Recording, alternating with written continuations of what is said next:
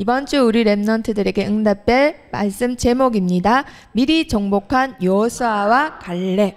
우리 랩넌트들이 여호수아가 붙잡았던 언약을 붙잡기를 축복합니다. 이스라엘 백성들이 애굽의 노예가 된 지 430년이 지나고 드디어 하나님이 모세를 지도자로 세우셔서 광야를 거쳐 약속의 땅 가나안 땅을 들어가게 될 뻔했지만 이들은 들어가지 못했습니다. 그리고 그들의 지도자였던 모세 또한 들어가지 못하게 됩니다. 유일하게 430년 동안 노예였던 이스라엘 백성들 중 갈렙과 여호수아만 이 땅에 들어가게 됩니다. 들어가게 된 이유를 성경은 이렇게 증언하고 있습니다. 그들의 말 때문이라고요. 그들이 도대체 어떤 말을 했을까요? 여기서 불신앙이란 말은 하나님을 믿지 않는다라는 뜻이죠. 이들은 하나님이 계시다라는, 하나님이 살아계시다라는 확신이 없었습니다.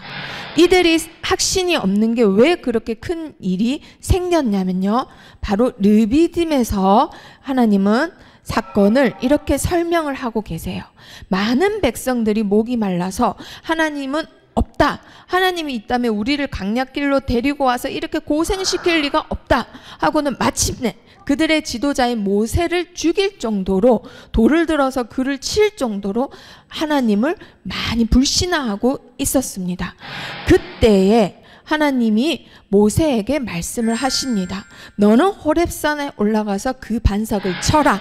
그래서 장로들을 데리고 호렙산으로 올라간 모세는요, 하나님이 시키신 대로 하나님의 지팡이를 들고는 바위를 칩니다.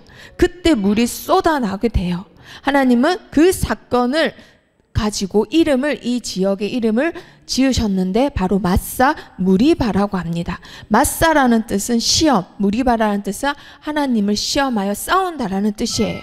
이들이 도대체 뭘 가지고 하나님을 시험했을까요? 그들이 여호와를 시험하여 이르기를 여호와께서 우리 중에 계신가 안 계신가 하였음이더라. 우리 랩넌트들이 하나님이 살아계신다라는 것에 확신을 가진다면 하나님을 시험하지 않는 자죠. 그리고 여호수아가 이들 중에 없었습니다. 이들은 늘 하나님이 살아계신가 안 계신가 이것을 가지고 의심하는 자가 되어 하나님을 시험을 했고요, 앞으로 나아가지 못하는 신앙생활을 했던 거예요.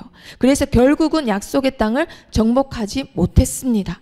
하지만 여호수아는 하나님은 살아계신다, 이것에 확신을 가졌던 랩넌트였습니다. 그러면 하나님은 누굴 쓰실까요? 당연히 그 확신 가진 여호수아를 쓰시겠죠. 그래서 바로 그들을 책망하지 않고 어떤 사건을 일으키세요. 이들에게는 목숨이 걸린 위기예요.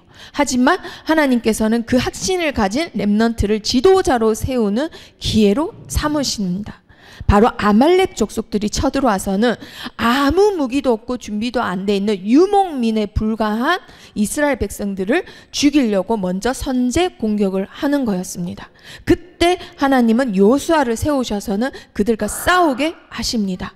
사람들을 모아서 아말렉과 싸우던 여호수아, 그리고 그 다음날 모세는 그 산 꼭대기에 올라가서 지팡이를 높게 듭니다.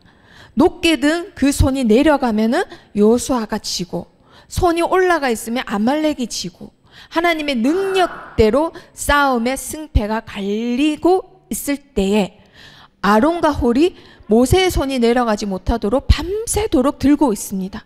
결론은 누가 이겼을까요? 당연히 하나님의 백성들이 이겼죠. 이들은 유목민이고 싸우는 무기가 없고 한 번도 싸운 적이 없는데도 불구하고 하나님이 아말렉을 부르셔서는 이들에게 너희가 언제까지 내가 살아있느냐 없느냐 이걸 가지고 나를 시험하겠느냐, 내 능력으로 너희 가운데 있다라는 것을 내가 너희에게 보이겠다라는 하나님이 기회로 삼으셨던 거예요.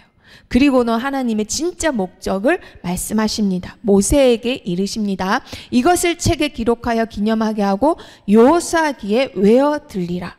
내가 아말렉을 없이하여 천하에서 기억도 못하게 하리라. 아멘. 우리 랩넌트들이 하나님의 말씀을 귀에 외어 들리는 것, 여호수아가 이것이 됐기 때문에 나중에 흔들림 없는 모세를 있는 그리고 모세가 없는 시대를 살렸던 237 나라 살릴 지도자로 쓰임받게 됩니다.